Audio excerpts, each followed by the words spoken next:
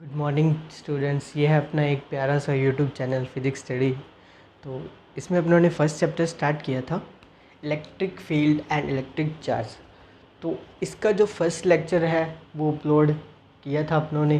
तो उसमें जो डिस्कशन किया था वो एक जनरल डिस्कशन था चार्ज के बारे में।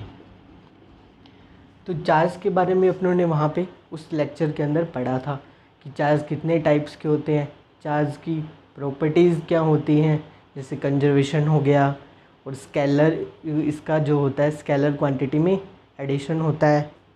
और उसके बाद में अपनों ने पढ़ा था क्वांटिनाइजेशन, क्वांटीकरण, कि क्वांटीकरण क्या होता है। उसके बाद अपनों ने पढ़े थे कि चार्जिंग के मेथड क्या क्या हैं, कि किसी बॉडी को अगर चार्ज करना है तो उसके जो मेथड थे वो उस वीडियो में डिस्कशन किए थे। तो आज जो अपने हैं वो नया टॉपिक स्टार्ट करने जा रहे हैं जो है कूलम्ब्स लॉ पे। तो प्लीज़ जाके फर्स्ट वीडियो ज़रूर देखें, प्लेलिस्ट मिलेगी आपको electric charge and electric field की, वहाँ विज़िट कीजिएगा।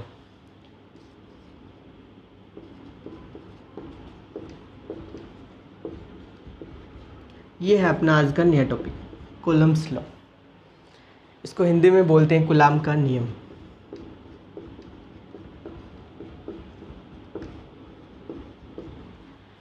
तो स्टूडेंट्स, कूलम दादा जो थे उन्होंने बताया था कि अगर कोई 2 पॉइंट चार्ज है, मैं पॉइंट चार्ज ले रहा हूँ, कि अगर कोई 2 पॉइंट चार्ज है, ये मैंने Q1 चार्ज ले लिया, ये मैंने Q2 चार्ज ले लिया। इन्होंने बोला कि अगर 2 पॉइंट चार्ज अगर कुछ एक फिक्स्ड डिस्टेंस पे प्रेजेंट हो, ये कोई मैंने इनके बीच की दूरी ले ली R, कि कोई दो चार्ज जो है वो एक फिक्स डिस्टेंस पे बैठे हैं दोनों, तो दोनों के बीच में कुछ ना कुछ फोर्स लगेगा, कुछ ना कुछ फोर्स लगेगा। वो फोर्स जो है वो डिपेंड करेगा कि चार्ज की नेचर कैसी है। जैसे पीछे की लेक्चर में अपनों ने पढ़ा था कि अगर सेम चार्ज होते हैं, देखिए पॉजिटिव पॉजिटिव है तो ये क्या करेंगे, रिपेल करेंगे। अगर अनलाइक चार्जेस हैं, एक पॉजिटिव है और एक नेगेटिव है, तो ये क्या करेंगे, अट्रैक्ट करेंगे। ये अपने पीछे के लेक्चर में पढ़ा था। तो वही कहानी है कि अगर कोई दो चार्ज एक फिक्स डिस्टेंस पे हैं तो उनके बीच में फोर्स लगेगा, और वो फोर्स डिपेंड किस पे करेगा, उसकी नेचर पे, कि वो पॉजिटिव है या नेगेटिव। अगर दोनों पॉजिटिव होंगे तो कौन सा फोर्स लगेगा, रिपल्शन फोर्स लगेगा, प्रतिकर्षण बल लगेगा। और अगर दोनों फोर्स क्या हैं, अनलाइक हैं, तो उनके अंदर क्या लगेगा, आकर्षण बल लगेगा, अट्रैक्शन फोर्स लगेगा।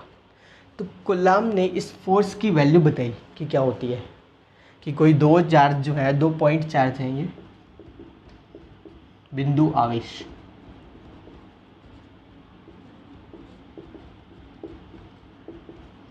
कि दो बिंदु आवेशों के बीच में जो फोर्स लगता है वो फोर्स क्या होता है, इन दोनों चार्ज के प्रोडक्ट के समानुपाती होता है। ये जो दोनों चार्ज दिए गए हैं Q1 और Q2, इनके गुणनफल के समानुपाती होता है, ये कूलम दादा ने बताया था। तो इसने सेकेंडली क्या बताया कि ये जो फोर्स होगा वो इनके बीच की जो डिस्टेंस है R, उसकी स्क्वायर के व्युत्क्रमानुपाती होता है, इन्वर्सली प्रोपोर्शनल होता है। फर्स्ट स्टेटमेंट तो इसने दिया कि इन दोनों चार्ज के बीच में जो फोर्स लगेगा वो दोनों चार्ज के गुणनफल के तो समानुपाती होगा, और इनके बीच की जो डिस्टेंस है उसकी स्क्वायर के व्युत्क्रमानुपाती होगा। या फिर आप बोल सकते हैं कि 1/r² के क्या होगा, समानुपाती होगा। 1/r² के समानुपाती इसको बोला जा सकता है।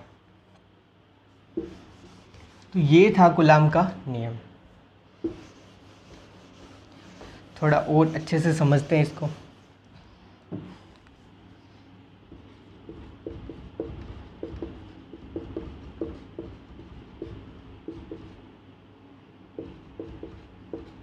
कूलम्ब्स लॉ, इंग्लिश में कूलम्ब्स लॉ बोलते हैं इसको।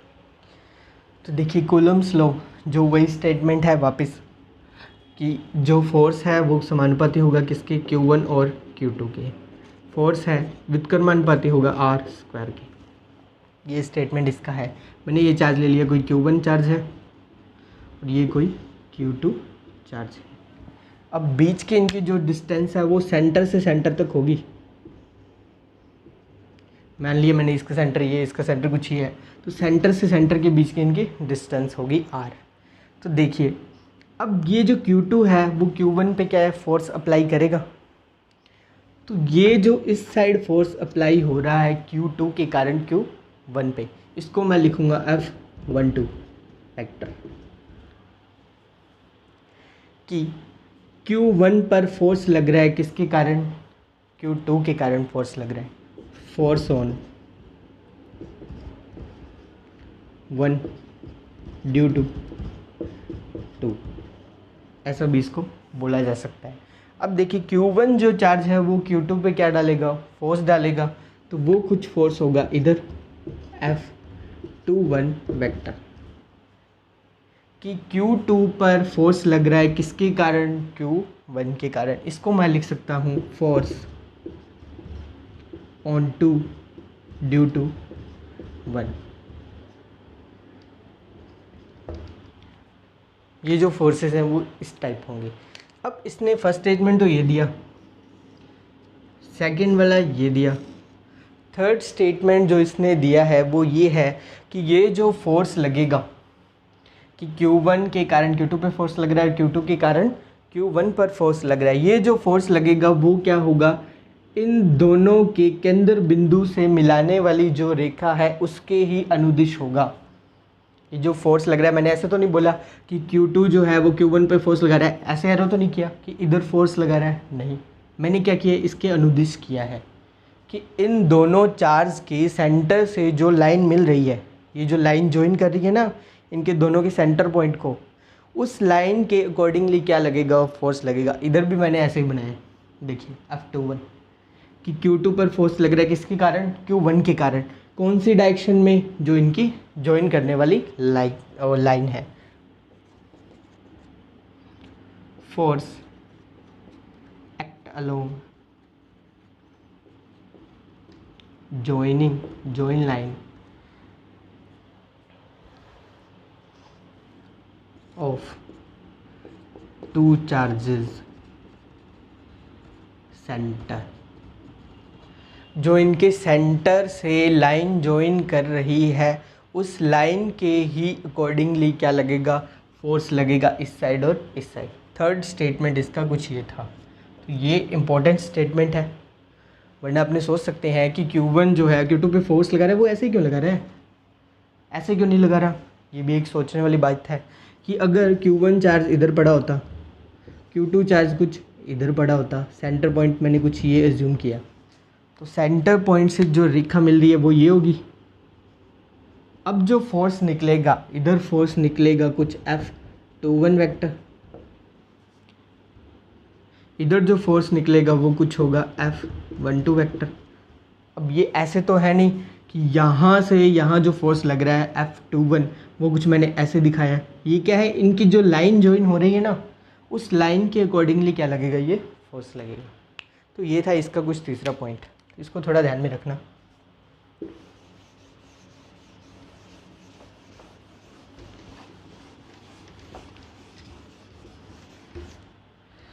तो इसके स्टेटमेंट से जो फोर्स बन गया, कूलम्ब का जो नियम था, फोर्स कुछ बनाइए Q1 Q2 और F जो समानुपाती था 1/r² के। इसको एक साथ अगर मैं लिखूं तो ये क्या बन जाएगा, F समानुपाती है Q1 Q2 के और r² के क्या है, ये व्युत्क्रमानुपाती है। तो ये बन गई इसकी कुछ इक्वेशन। अब देखिए ये जो फोर्स है वो डिपेंड करता है मीडियम पे, ये जो फोर्स लग रहा है वो मीडियम पे डिपेंड करेगा। अगर दो जो चार्ज है अपने उसको मैं एयर में रखूं तो फोर्स की वैल्यू कुछ अलग होगी, अगर उसको मैं वाटर में रख दूं, दोनों जो चार्जेस थे, ये मान लीजिए कोई चार्जेस जो है ये वाटर के जग में रख दिए, इधर कुछ ये Q1 चार्ज, इधर कुछ ये Q2 चार्ज, तो मीडियम चेंज कर दिया मैंने, एयर से कहाँ रख दिए, वाटर के मग में रख दिए, तो फोर्स जो होगा वो क्या हो जाएगा, चेंज हो जाएगा। तो फोर्स जो है वो डिपेंड करता है मीडियम कि कहाँ रखे हैं, अपने हवा में रखे हैं, वैक्यूम में रखे हैं, ऑयल के अंदर डाल के रखे हैं या वाटर के अंदर रखे हैं। तो ये डिपेंड करेगा, फोर्स किस पे, मीडियम पे डिपेंड करेगा, ये ध्यान रखना। अब देखिए, अगर मैं समानुपाती का निशान हटाता हूँ तो एक कांस्टेंट आता है के, Q1 Q2 upon are square. अब ये जो के कांस्टेंट है वो कोई यूनिवर्सली कांस्टेंट नहीं है, ये एक कांस्टेंट है जिसकी वैल्यू वैक्यूम के अंदर, वैक्यूम की बात कर रहा हूँ, जिसकी वैल्यू होती है वैक्यूम के अंदर 9 × 10⁹। इसकी जो वैल्यू होती है वैक्यूम के अंदर की बात कर रहा हूँ, क्योंकि के जो है वो डिपेंड करता है किस पे, मीडियम पे, कि वाटर के मग में चार्ज रखे हैं, एयर में रखे हैं या ऑयल में रखे हैं। तो देखिए मैं बता रहा हूँ किसके लिए, वैक्यूम के लिए। वैक्यूम के लिए जो के की वैल्यू होती है वो 9 × 10⁹ होती है। यहाँ से इसकी जो विमा निकाल लीजिए, मात्रक निकाल लीजिए। के इधर पड़ा है, देखिए बाकी को इधर भेज दीजिए। एफ आर स्क्वायर, एफ का जो मात्रक होता है वो क्या होता है, वो इसका मात्रक न्यूटन। आर जो है वो डिस्टेंस है, इधर आएगी मल्टीपल में, क्या बनेगा, मीटर स्क्वायर। अपॉन में क्या आएगा, Q1 इंटू में Q2। Q1 क्या है, चार्ज, Q2 भी क्या है, चार्ज। इसका मात्रक क्या होता है, कूलम। तो ये क्या बन गया, कूलम स्क्वायर। तो ये बन गया इसका कुछ मात्रक, न्यूटन मीटर स्क्वायर अपॉन में कूलम स्क्वायर। अब देखिए इसको जो लिखते हैं वो होता है 1/4πε। ये ई नहीं है, इस के को लिखते हैं 1/4πε। मैं बोल रहा था ना के जो है वो किस पे डिपेंड करता है, मीडियम पे। ये होती है विद्युतशीलता। विद्युतशीलता भी क्या होती है, मीडियम पे डिपेंड करती है। वैक्यूम में अलग होती है, विद्युतशीलता के कारण ही क्या चेंज हुआ, के की वैल्यू चेंज हुई अलग अलग मीडियम में। उसी के कारण फोर्स की वैल्यू क्या हुई, चेंज अलग अलग मीडियम में। तो ये है क्या, विद्युतशीलता।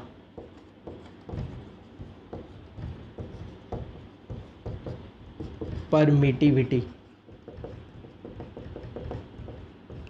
अब ये ई मत समझ लेना, इसको एप्सिलॉन बोलते हैं। एप्सिलॉन नोट जो होता है वो वैक्यूम के लिए होता है, एप्सिलॉन एम लगा देंगे तो किसी मीडियम के लिए होगा। ये नॉर्मली मैंने एप्सिलॉन बताया आपको। तो ये है आपका कूलाम का नियम।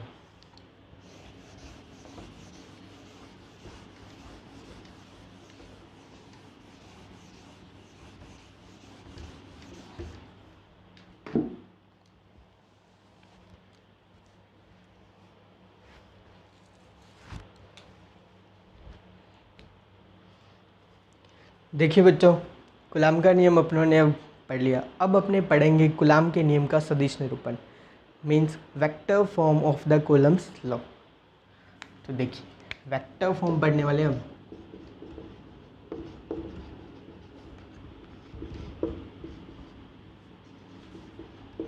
कूलम्स लॉ, कूलाम के नियम का सदिश निरूपण। ये देखिए ये जो टॉपिक है ना आपका, कूलाम के नियम का सदिश निरूपण, ये बोर्ड में भी क्या है, हाईलाइटेड है। मतलब बोर्ड्स के नज़रिए से भी ये एक अच्छा टॉपिक है। और अगर आप तैयारी कर रहे हैं IIT JEE की, तो उसके लिए भी क्या है, एक अच्छा टॉपिक है। क्वेश्चन जो पुट होते हैं वो यहाँ से पुट होते हैं।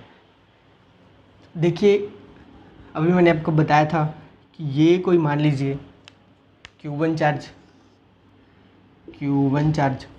ये कोई चार्ज मान लीजिए Q2 चार्ज।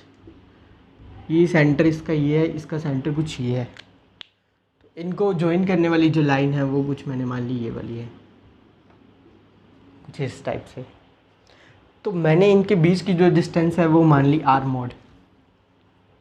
ये मैंने डिस्टेंस मान ली क्या है, R मोड, इसके बीच की डिस्टेंस है। तो देखिए अब यहाँ जो फोर्स लगेगा Q1 पर वो क्या होगा, कुछ इस डायरेक्शन में। कितना होगा, F12 वेक्टर। अब Q2 पे जो फोर्स लगेगा वो क्या होने वाला है, F21 वेक्टर, कुछ ये। अब देखिए अगर मैं बोलूँ कि ये वाली जो डिस्टेंस है, ये जो ऊपर वाली डिस्टेंस है, वेक्टर फॉर्म में अगर मैं डिस्टेंस बताऊं, तो वेक्टर फॉर्म में अपने 11th में जब भी पढ़ते थे, डिस्टेंस निकालते थे तो क्या करते थे, फाइनल डिस्टेंस माइनस में इनिशियल डिस्टेंस, कुछ यही करते थे कि अंतिम में से प्रारंभिक क्या है घटा देते थे। तो यहाँ मैं वही काम करने वाला हूँ जो अपने 11th में वेक्टर के अंदर किया था कि देखिए यहाँ जो Q1 चार्ज है, यहाँ Q2 चार्ज है, Q2 से मैं क्या गया, Q1 की तरफ गया, Q2 से मैं क्या गया, Q1 की तरफ गया। तो ये वाली जो डिस्टेंस मैंने मान ली वो क्या होगी, R1 वेक्टर माइनस में R2 वेक्टर। ये वाली डिस्टेंस क्या होगी, इस डायरेक्शन के अकॉर्डिंग जो डिस्टेंस है वो क्या होगी, R1 वेक्टर माइनस में R2 वेक्टर। अगर मैं डिस्टेंस निकालूं इस फोर्स के लिए इसकी डायरेक्शन में, तो ये जो डिस्टेंस है वो कितनी निकलेगी, इधर से इधर जा रहा हूँ मैं F21 वेक्टर की डायरेक्शन में, तो ये डिस्टेंस कितनी निकल जाएगी, R2 वेक्टर माइनस में R1 वेक्टर। तो ये वाली डिस्टेंस मैंने इसकी डायरेक्शन में निकाल ली। अब है ये डिस्टेंस एक्चुअल में दोनों के बीच की डिस्टेंस क्या है, आर मोड के बराबर है। ये तो मैंने वेक्टर फॉर्म में निकाला है क्योंकि अपने कूलाम का जो नियम है उसको वेक्टर फॉर्म में रिप्रेजेंट करने वाले हैं। अब मैं इसको वेक्टर फॉर्म में रिप्रेजेंट कर रहा हूँ।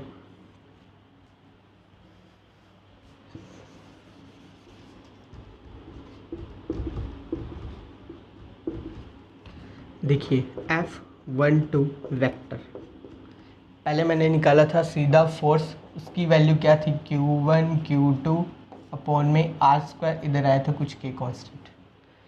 ये था आपका गुलाम का नियम। अब इसको रिप्रेजेंट किस में करना है, वेक्टर फॉर्म के अंदर रिप्रेजेंट करना है। तो देखिए ये कुछ लगा दिया मैंने K Q1 Q2 अपॉन में R मोड का स्क्वायर, डिस्टेंस क्या मानी है, R मोड मानी है, तो इसका मैंने स्क्वायर कर दिया। अब देखिए ये वेक्टर फॉर्म में लग रहा है क्या, ये तो वेक्टर फॉर्म में नहीं लग रहा क्योंकि पीछे अपने 11th में पढ़ा था कि आर वेक्टर जो होता है वो क्या होता है, एक्स आई कैप प्लस वाई जे कैप प्लस जेड के कैप के अंदर होता है। तो यहाँ क्या है, कुछ एकांक सदिश लगे हुए हैं, देखिए आई कैप जे कैप के कैप एकांक सदिश लगे हुए हैं, तो ये वेक्टर फॉर्म में था। अगर y और z की कोऑर्डिनेट में 0 मान लूँ, y और z क्या है, 0 है, तो बचेगा क्या, ओनली एक्स आई कैप बचेगा। समझाने के लिए बता रहा हूँ एक एग्जांपल। तो एक्स आई कैप है, मतलब कुछ ना कुछ वैल्यू है, उसकी गुणा में क्या है, एकांक सदिश है। बट यहाँ कुछ ना कुछ वैल्यू अपने पास पड़ी है, गुणा में क्या आना चाहिए, एक एकांक सदिश आना चाहिए, वो अपने पास है नहीं। तो मेरे को यहाँ क्या चाहिए, यूनिट वेक्टर चाहिए। यहाँ कुछ मेरे को क्या चाहिए, यूनिट वेक्टर चाहिए। अब देखिए फोर्स कौन सा लिया मैंने, F12 लिया, F12 वेक्टर वाला फोर्स निकाल रहा हूँ। तो इस फोर्स की दिशा में यूनिट वेक्टर क्या मान लिया मैंने, इस वेक्टर का यूनिट वेक्टर ले लिया मैंने, इसका यूनिट वेक्टर ले लिया, R1 वेक्टर माइनस में R2 वेक्टर, ये मैंने यूनिट वेक्टर ले लिया। ठीक है, अब अपनों ने पढ़ा है कि यूनिट वेक्टर जो निकालते हैं 11th के अंदर आपने पढ़ा होगा। ठीक है, यूनिट वेक्टर जो निकालते हैं, मान लीजिए कोई इसका यूनिट वेक्टर निकालना है तो कैसे निकालते थे, ए वेक्टर अपॉन में क्या आएगा, इसका वेक्टर का मॉड्यूलस, ऊपर वेक्टर आता है, नीचे क्या आता है, वेक्टर का परिमाण आता है, नीचे वेक्टर का परिमाण आता है। तो मैंने यहाँ पे क्या कर दिया, मॉड्यूलस कर दिया वेक्टर का। अब यहाँ अपने पास क्या है, वेक्टर तो है, सॉरी यूनिट वेक्टर तो है, अपने को इसको चेंज करना है इस फॉर्म में, तो चेंज कर दीजिए। F12 vector is equals to K Q1 Q2 upon में R मोड का स्क्वायर। अब देखिए यूनिट वेक्टर को मैंने चेंज किया वेक्टर फॉर्म अपॉन में उसका मोड, तो क्या लिखूँगा मैं इसको, देखिए R1 वेक्टर माइनस में R2 वेक्टर अपॉन में इसका क्या आएगा, मोड आएगा, तो ये लिख दिया मैंने मोड, R1 वेक्टर माइनस में R2 वेक्टर। ये कुछ बन गया इस तरह से। ठीक है, तो अब इसको चेंज करते हैं अपने आगे।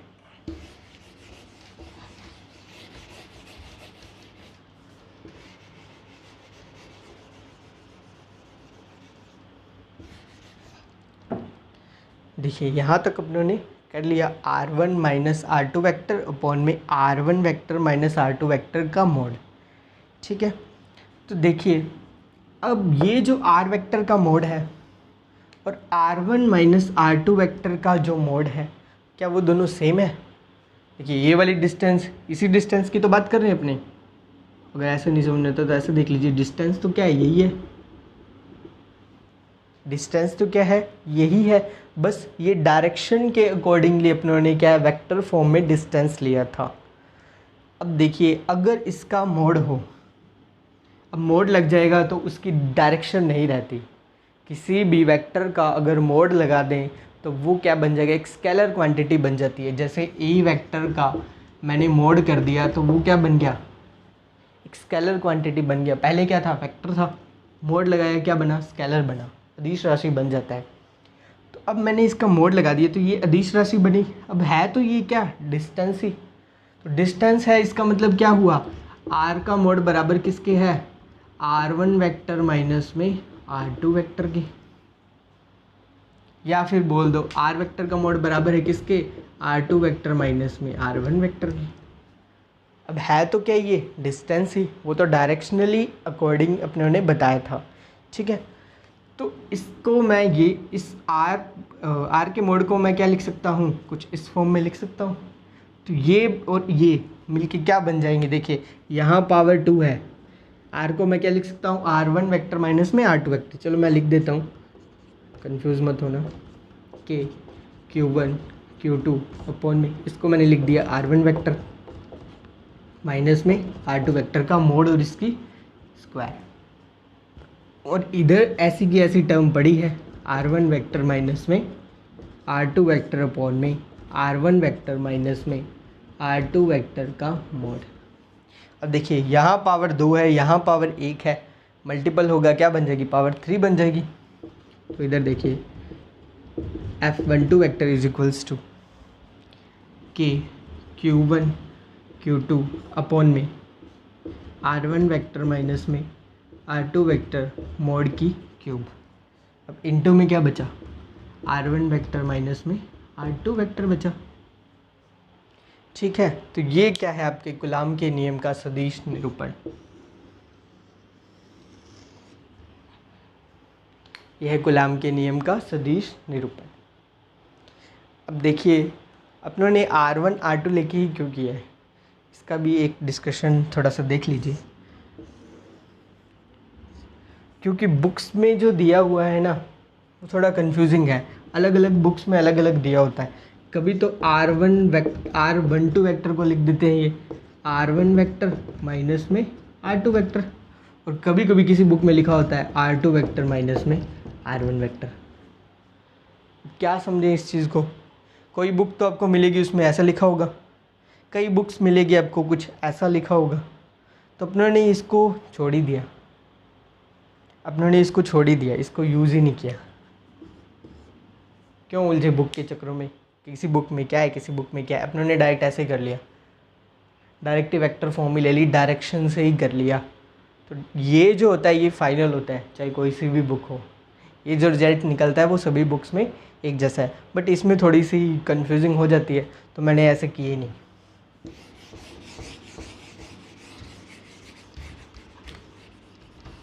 तो ये जो है आपकी एक फाइनल फॉर्म निकल गई, इसको मैं रफ कर रहा हूँ।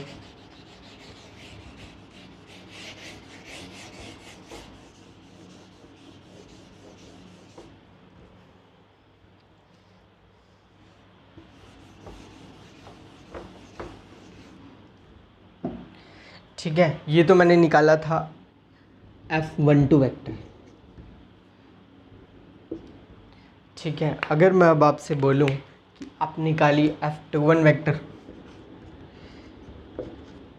नोटबुक साथ लेके बैठे हो तो निकाल के देखिए क्या आता है। तो F21 वेक्टर जब निकालेंगे तो वही कहानी करनी है अपने को, के Q1 Q2 upon R mod का स्क्वायर और यूनिट वेक्टर लेना है। यूनिट वेक्टर जो लोगे वो क्या होगा, इसका यूनिट वेक्टर होगा। फिर वही यूनिट वेक्टर को सोल्व कर लेना, इक्वल्स टू क्या आएगा, ए वेक्टर अपॉन में ए वेक्टर का मॉड। तो लास्ट फॉर्म कुछ इसके अकॉर्डिंगली बन जाएगी। तो वो देखिए क्या बनेगी, के Q1 Q2 अपॉन में R2 माइनस R1 वेक्टर की मॉड की क्यूब इनटू में कुछ आएगा R2 वेक्टर माइनस में R1 वेक्टर। अब देखिए ऊपर अपनों ने ये देखा था कि आर का मोड जो है वो इसके बराबर है, आर का मोड इसके बराबर है, इनके मोड के बराबर है, इनके मोड के बराबर है। तो ये जो इसकी क्यूब होगी, इसकी क्यूब, इसकी क्यूब, तो ये जो चीज़ें आएंगी इधर भी क्या क्यूब ले लो, तो ये क्या आएंगी आपस में बराबर ही तो आएंगी। तो मैं कॉमनली ये नहीं लिख सकता कि आर की cube is equals to R1 vector minus में R2 वेक्टर की क्यूब, सॉरी मोड की क्यूब, और R2 वेक्टर माइनस में R1 वेक्टर के मोड की क्यूब। तो ये तो कुछ बन जाता ही है। चाहे इसको R मोड का क्यूब लिखो, चाहे ये लिखो, चाहे ये लिखो, ये नीचे वाली जो ये टर्म है वो तो क्या है, तीनों में से कोई सी भी लिख सकते हैं क्योंकि तीनों ही क्या है, बराबर ही हैं। अब चक्कर जो पड़ता है वो यहाँ पड़ता है। अब ये मोड नहीं है, ये एक ब्रैकेट है। मोड जो था वो ऐसे था, ये एक ब्रैकेट है, तो इसको ध्यान में रखना है। ये वेक्टर फॉर्म है, ये मोड वाली फॉर्म नहीं है, ये वेक्टर फॉर्म है। अब देखिए अगर मैं इसको इक्वेशन फर्स्ट ले लूँ, इक्वेशन फर्स्ट, इसको कुछ ले लो आप इक्वेशन सेकंड, ये है आपकी इक्वेशन सेकंड। तो देखिए इक्वेशन वो फर्स्ट और सेकंड जो है वो क्या है, कूलॉम के नियम का वेक्टर फॉर्म है। ये कूलॉम के नियम का वेक्टर फॉर्म है। दोनों फोर्सेस मैंने निकाल लिए वेक्टर फॉर्म में, इस टाइप से इसको रिप्रेजेंट करेंगे। अब देखिए इससे मैं क्या है, न्यूटन का थर्ड लॉ जो है वो प्रूव कर सकता हूँ। न्यूटन का थर्ड लॉ आपने पढ़ा होगा, क्या होता है, क्रिया प्रतिक्रिया का नियम, एक्शन रिएक्शन। तो देखिए अगर कोई बॉडी किसी पे फोर्स लगाती है, अगर कोई बॉडी किसी पे फोर्स लगाती है तो वो चीज़ क्या है, उस पर उतना ही फोर्स वापस अप्लाई करेगी। ये न्यूटन का थर्ड लॉ था, तो वो यहाँ से मैं प्रूव करने वाला हूँ, अभी देखना। देखिए R1 vector minus R2 vector क्या बराबर हो सकता है R2 वेक्टर माइनस में R1 वेक्टर के? नहीं, ये नहीं हो सकता। इनका जो मोड था वो बराबर हो सकता है, इनका जो मोड था वो बराबर हो सकता है, बट ये बराबर नहीं हो सकते क्योंकि वो तो मोड था। मोड जो होता है वो एक स्केलर क्वांटिटी होती है, अदिश राशि होती है, बट ये क्या है, सदिश राशि है, ये दिशा पे डिपेंड करते हैं, तो ये बराबर नहीं हो सकते। अगर मैं इनको ऐसे लिखूं, R1 वेक्टर माइनस में R2 vector is equals to, minus common ले लो, R1 वेक्टर माइनस में R2 वेक्टर, तब क्या होगा, हाँ तब भैया ये हो सकता है क्योंकि माइनस मैंने क्या है, कॉमन ले लिया। इक्वेशन जो सेकंड है उसमें से अगर मैं माइनस कॉमन ले लूँ, इक्वेशन सेकंड में से अगर मैं माइनस कॉमन लेके लिख दूँ, इक्वेशन सेकंड में से मैंने माइनस कॉमन ले लिया, तो इसको मैं क्या लिख सकता हूँ, F21 vector is equals to, minus मैंने कॉमन ले लिया, कि Q1 Q2 divided by R2 vector minus में R1 वेक्टर के मोड का क्यूब। माइनस मैंने कॉमन ले लिया तो ये क्या बन जाएगा, R1 वेक्टर माइनस में R2 वेक्टर। अब भैया माइनस को बाहर कॉमन लिया हुआ है तो इतना इतना एज्यूम कीजिए, क्या ये इक्वेशन फर्स्ट बन रही है, ये इक्वेशन फर्स्ट बन रही है। इक्वेशन फर्स्ट बन रही है मतलब ये वाली जो टर्म है वो कितनी बन गई, F12 वेक्टर बन गई। तो इसकी जगह मैं क्या लिख सकता हूँ, ये जो मैंने ब्रैकेट में लिखा है कि F12 वेक्टर लिख सकता हूँ। तो मैं इसको रफ कर रहा हूँ,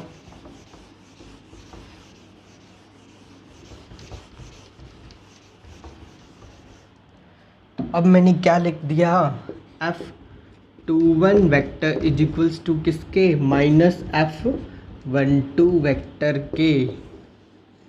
तो देखिए दोनों फोर्स बराबर होंगे बट डायरेक्शन क्या होगी, इनकी अलग अलग होगी, डायरेक्शन इनकी अलग अलग होगी, बट मैग्नीट्यूड अगर देखा जाए तो ये किसके बराबर होंगे। मैंने एक फोर्स मान लिया F,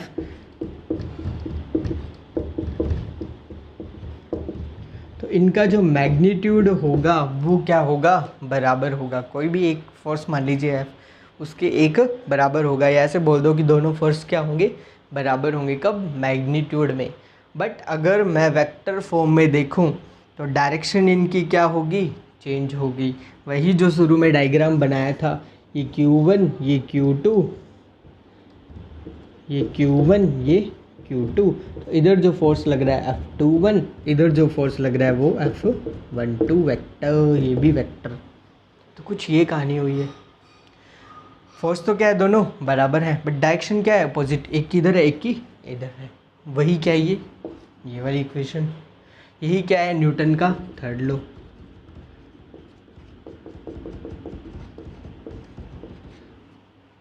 जितना फोर्स ये इस पे लगा रहा है उतना ही फोर्स ये इस पे लगा रहा है। यही क्या है, न्यूटन का थर्ड नियम था। तो ये आपका था कूलाम के नियम का वेक्टर फॉर्म।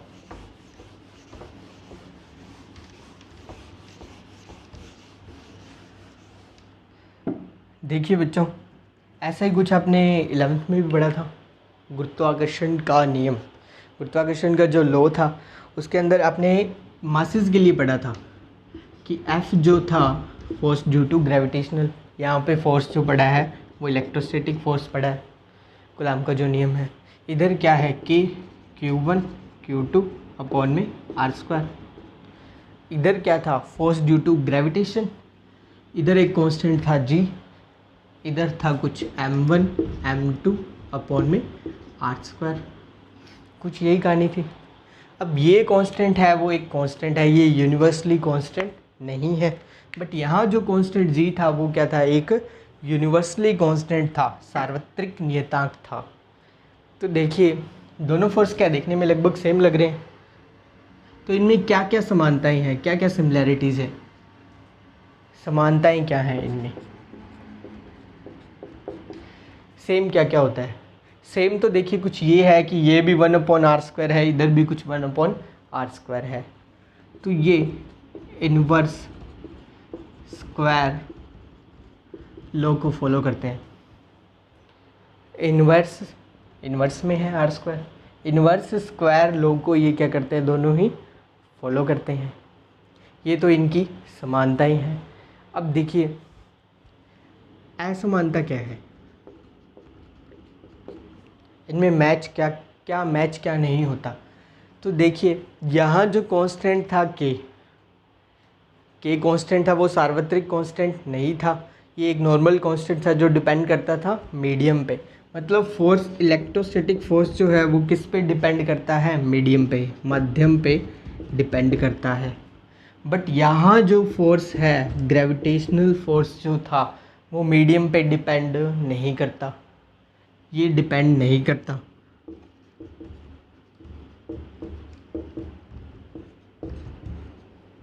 माध्यम पर निर्भर नहीं करता, ये माध्यम पर निर्भर करता है। मतलब इलेक्ट्रोस्टैटिक फोर्स जो है वो अलग अलग मीडियम के अंदर अलग अलग फोर्स होगा, बट ग्रेविटेशनल फोर्स जो है वो कोई सा भी मीडियम हो, चाहे दो मासेस ऑयल के अंदर पड़े हो चाहे वाटर के अंदर पड़े हो, फोर्स क्या लगेगा, सेम ही लगेगा। तो ये इनके अंदर क्या है, एक असमानता है। समानता इनके अंदर क्या है, ये इनवर्स स्क्वायर लॉ को फॉलो करते हैं। तो ये था आपका कुछ कूलाम का नियम और उसके कूलाम के नियम का सदिश निरूपण। तो आगे का अपने पढ़ते हैं नेक्स्ट लेक्चर के अंदर। ये आपका लेक्चर 2 है, तो नेक्स्ट जो 3 लेक्चर आएगा उसके अंदर अपने आगे के टॉपिक को डिस्कस करेंगे, जो है आपका सुपरपोजिशन लॉ, अध्यारोपण का सिद्धांत, वो अपने पढ़ेंगे नेक्स्ट वीडियो में। तो तब तक के लिए इसे लाइक कीजिए, सब्सक्राइब कीजिए और शेयर कीजिए। और जिन बच्चों को वीडियो की ज़रूरत है, जिनके स्कूल में लेक्चर नहीं लग रहे हैं, उन तक इनको पहुंचाइए। Thank you.